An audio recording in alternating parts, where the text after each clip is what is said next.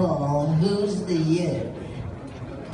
Who's the Yid? Well, I've got pretty good Judar myself, and I can relate. Okay, what about that guy over there? He's got blonde hair. Blonde hair. Blue eyes. Not a Yid. Okay. What about that guy over there? He's got curly hair. Definitely a Yid. Now, what about that guy? That guy, well, let me see. He's got a black hat. He's wearing black. He's got a red beard. I would say yes. He's one of those Hasidic guys. It's not Hasidic. He's a Chassid. A Chassid. He's not only a Chassid, he's Chabad. How can you tell? Well, how can you tell? You know, I know people, well, I can tell because of his hat. It's different. A different hat. And his appearance. And most of all, he smiled and nodded at me like he recognized that I too was a Yid. And that made me feel very warm. And not everybody that you meet in the airport wearing black hats and beards are warm at all. And I think, I definitely know he's Chabad. And he recognized that I was a Yid. He did. And he did. What do you call a guy like that? They call him a shliach. A shliach, a chassid, a chabad. I'm using all my phlegm. Well, you'll get more. It renews after the year is over. But seriously, he's an emissary. Each Chabad house has a shliach. A shliach. And I've met a lot of them during my travels to Chicago, to Milwaukee, to Minneapolis. How about Naperville? Naperville also, yes. How about Orlando? Yeah, we've been to all those places, and you would not believe it, but these guys are the hardest working people that I've ever seen. They do it all. What kind of a job for a Jew is a shliach? Well, he is, I'll tell you what, he's the rabbi of the shul. Seriously. He's the headmaster of the school. He's the director of the camp, and he counsels everybody in his community. Well, you guys have a lot in common. How do we have a lot in common? Well, you're a ventriloquist, and he's quite a juggler. Yes, he is. But you want to go over and talk to him? I don't think so. Why? Well, we'll go to the Chabad house. Okay, but I haven't been to a shul in 20 years. And he'll think I'm a goy. You're late. He won't think you're a goy. He'll be glad you're a Jew. Seriously? He'd be happy to meet you because his job is to bring the Jewish community together and encourage us all to do mitzvahs. He'll probably want me to be exactly like he is. That's what you're thinking, and what would that be?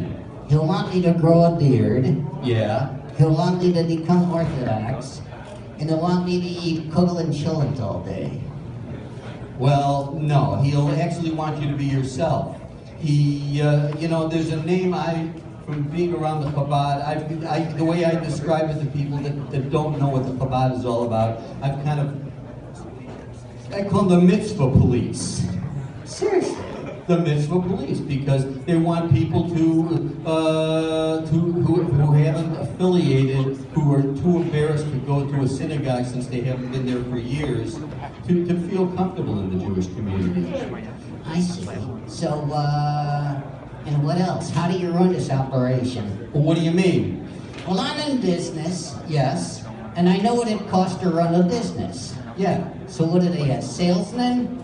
No, they don't have salesmen. That's probably the most difficult job that any shliach has. And if you had to go through this, they go through so much perseverance, lots of rejection. Seriously, it is hard. So why don't you just put them on commission? Commission? Sounds like a good idea. No, well, actually every donation adds up, but it's a lot of hard work. I'll bet his name is Mendel. What are the odds? What's your Hebrew name? Yecheskel Levi. Yamud Yecheskel Levi. Yeah, what's your Hebrew name?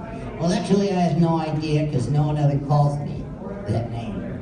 Well, if you went to the Chabad, they'd probably call you by your, what do you think it is? It starts with a ch. And what? It's kind of like ch. It's It's not, it's probably Chaim. Chaim, actually it's Nachum. Nachum. That's right. So I want to talk to the rail guy. I think it'd be a very good idea. But look, he's getting on another flight. So what we'll have to do, And he's not on ours. where's he going? To New York. I wonder if he's going to the Kinus. What's that? Well, you'll see a little bit later. But we'll go see Rabbi Mendy when we get back, and we'll learn more about the Chabad so you'll understand what hard work it is and how much help they need in getting where they have to go. Shalom Aleichem. Aleichem Shalom. Okay, Brian. Thank you, Rabbi. How are you? How you doing? He thinks I'm real. Good. How do I look? Shane Apunin. Okay, what does that mean? It means you have a pretty face. Is he talking to you or me? I'm not sure. Okay. How many people? Is there a Mendy in the house? Is there a Mendel in the house? Okay. Okay. Hello, Rabbi Hertz. How are you? Nice to see you.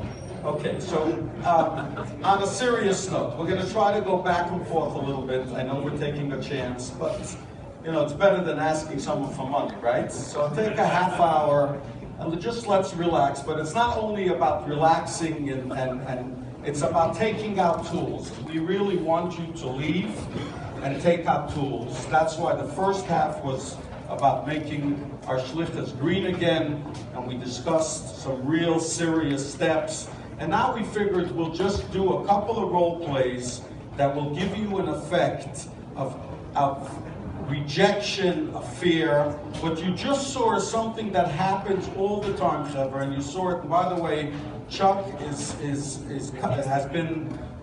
belonged to a local temple for many, many years. He's a conservative, traditional, soon to be, he'll tell you about himself later, and a fashteit. He's been around to people, he's seen us from the inside and outside, and we're sort of